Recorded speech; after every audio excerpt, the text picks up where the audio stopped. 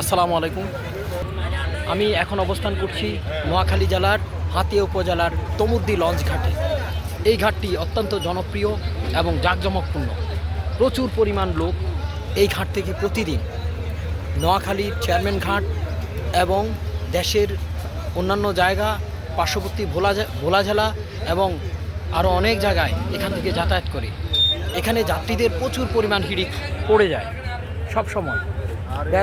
ব্যতিব্যস্ত একটি লঞ্চ ঘাট। যখন এখানে জোয়ারের কারণে প্রচণ্ড পানির পরিমাণ বেড়ে যায়, তখন যাত্রী পারাপারের জন্য জাহাজ থেকে একটি ওভারব্রিজ তৈরি করা হয়েছে। এই ওভারব্রিজ দিয়ে ঠিক সমতলের মাটিতে নেমে আসা যায়।